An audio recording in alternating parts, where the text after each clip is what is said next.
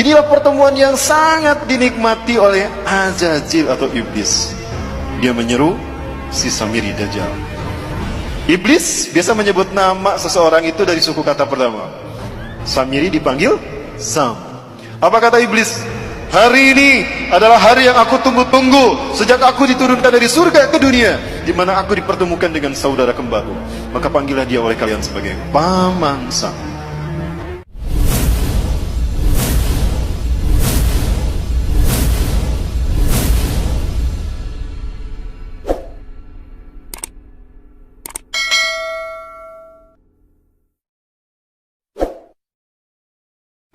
Dajjal ini manusia biasa. Dia manusia biasa seperti kita. Dajjal bukan Romeo, tapi dia manusia. Dia lahir 100 tahun sebelum Nabi Musa diutus. Dia termasuk al-mumtazirin yang Allah tangguhkan. Tidak ada satupun bidang dalam kehidupan kita, hatta agama sekalipun, melainkan fitnah Dajjal ada di dalam. Karena para pengikut Dajjal, mereka ingin menguasai dunia, melakukannya dalam 3 ranah: simbol, ritual, dan arsitektur. Itu 3 ranah yang disentuh oleh Dajjal. Maka 3 ranah ini tidak pernah terlepas dari sistem Dajjal: simbol, ritual, arsitektur. Ya, salah satu contoh ritualnya, orang-orang Yunani, mereka menyembah Dajjal dengan melakukan pawai obor keliling negeri, menyembah dewa matahari mereka. Ya, dewa matahari mereka bernama Helios. Ya. Penyembahan kepada dewa matahari mereka yang bernama Helios ini dilakukan dengan pawai obor keliling negeri. Begitu sampai di Bukit Olympus, obor tadi serah terima kepada kaisar. Kaisar terima itu. Ketika kaisar pun lari di lapangan di Bukit Olympus tadi menuju sebuah obor besar. Dinyalakanlah obor raksasa tadi. Maka selama obor raksasa menyala, mereka melakukan atraksi di lapangan tadi. Berbagai macam atraksi. Itulah ritual yang dilakukan di Bukit Olympus, mengagungkan dewa matahari mereka, yang dimaksudkan ini. Ritual itu kemudian dinamakan Olimpiade. Sampai sekarang hilang tidak ritualnya? Inilah ritual pengagungan iblis dan Dajjal. Itu tingkat dunia. Tingkat benua, ada tidak? Ada, apa namanya? Asian Games. Tingkat nasional? Nah, itu ritualnya. Kita tidak sadar. Dalam bidang arsitektur, banyak dalam berbagai bidang, dalam berbagai bangunan, apalagi bangunan ibadah. Tidak terkecuali masjid. Ada simbol Dajjalnya. Kami di Jawa Barat sedang menghadapi. Kenapa demikian? Karena banyak masjid yang bersimbolkan Dajjal. Segitiga adalah sebuah simbol yang kemudian digunakan oleh agama-agama yang lahir dari filosofi agama arki sebagai simbol Tuhan. Jadi agama-agama yang lahir dari filosofi akal budi manusia menjadikan segitiga sebagai simbol Tuhan. Makanya di dalam agama Hindu ada Trimurti, betul? Di dalam agama Buddha ada Tridharma, kitab sucinya Tripitaka. Di dalam agama Kristen ada Trinitas. Nah, segitiga inilah yang kemudian digunakan Fir'aun untuk menunjukkan eksistensinya sebagai Tuhan. Kita tahu Fir'aun mengaku Tuhan. Wa ana rabbukumul a'la. Itu kata Fir'aun di hadapan Nabi Musa dan Harun. Maka dia bangun sebuah bangunan yang dilihat dari 4 arah mata angin, 4 penjuru mata angin itu sama, segitiga. Piramida. Fir'aun membangun piramida untuk menunjukkan kalau dia Tuhan, agar dunia mengetahui eksistensinya sebagai Tuhan. Dan yang diperbudak sebagai tukang batu saat itu adalah bangsa Yahudi. Tukang batu bahasa merekanya adalah mason. Ya, mason. Allah mendengar doa kaum Bani Israel yang diperbudak oleh Fir'aun sama berabad-abad. Maka kemudian yang diperbudak sebagai tukang batunya adalah bangsa Yahudi Bani Israel. Mason itu artinya tukang batu. Ya. Allah mendengar doa mereka. Allah tenggelamkan Fir'aun di Laut Merah. Maka kemudian mereka merdeka. Mereka tidak lagi dijajah oleh Fir'aun. Tapi mereka tidak melupakan posisi mereka sebagai tukang batu yang diperbudak berabad-abad. Mereka tetap akan menyandang diri sebagai tukang batu. Tapi tukang batu kali ini tukang batu yang merdeka. Kalau dulu didedikasikan secara paksa kepada Fir'aun, maka sekarang didedikasikan untuk Tuhan yang mereka tunggu-tunggu.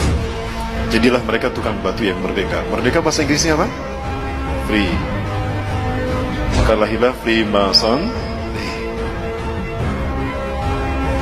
Di situ sejarahnya. Tadi sudah kita bahas bahwa segitiga adalah simbol Tuhan dalam filosofi agama Hardi. Maka Tuhan digambarkan dengan segitiga.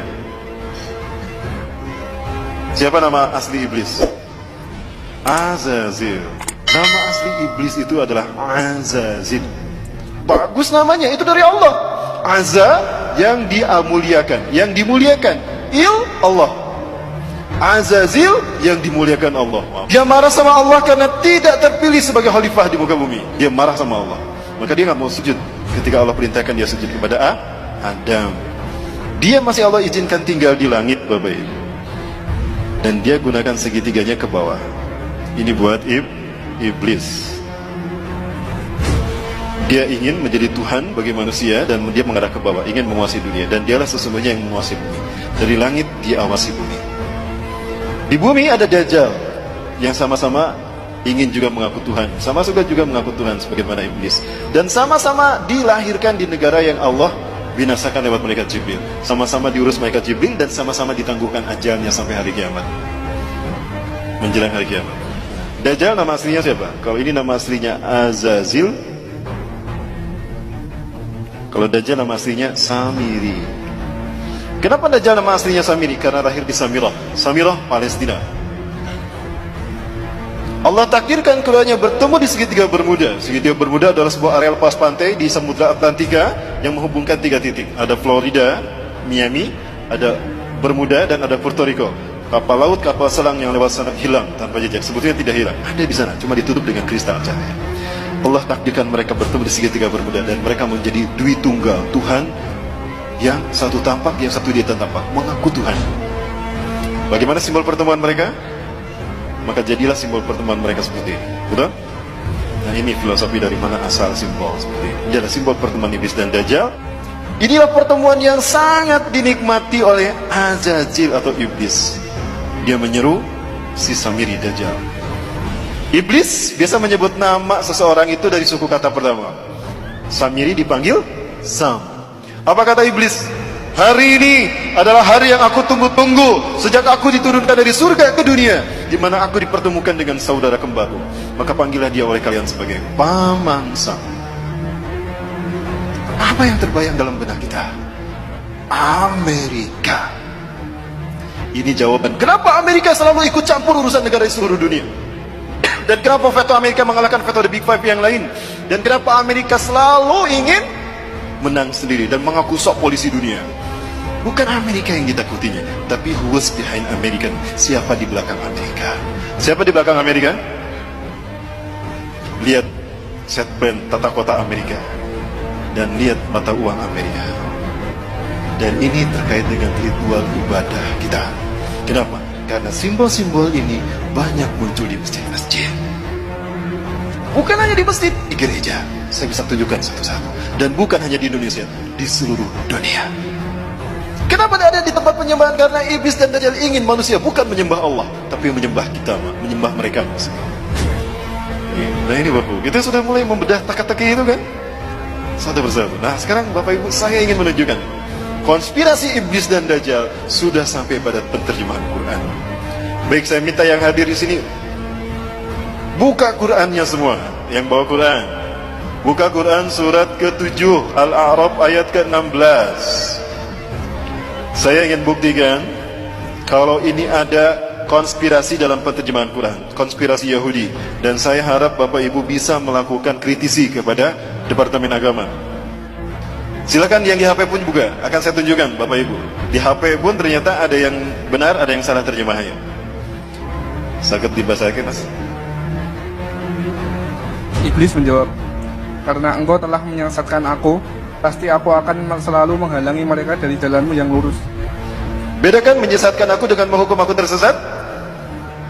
Kalau kata-kata iblis karena engkau telah menyesatkan aku, berarti iblis sesat karena ada yang menyesatkan, betul? Siapa yang menyesatkannya? Seolah-olah Allah yang menyesatkan kan? Karena engkau telah menyesatkan aku. Iblis berkata begitu. Berarti yang bersalah siapa? Allah yang telah menyesatkan iblis loh. Kok jadi Allah yang disalahkan? Betul Bapak Ibu? Nah, sepakat gak kalau kita minta kepada Departemen Agama dirubah tuh terjemahnya? Sepakat. Itu terjemahan yang diinginkan Yahudi Bapak Ibu. Iblis korban ketidakadilan Tuhan. Harusnya dia yang menjadi khalifah di muka bumi, bukan Adam. Maka Zionis Yahudi nggak mau menyebutnya iblis. Iblis itu artinya pembangkang. Abdas iblis, iblisan, pembangkang.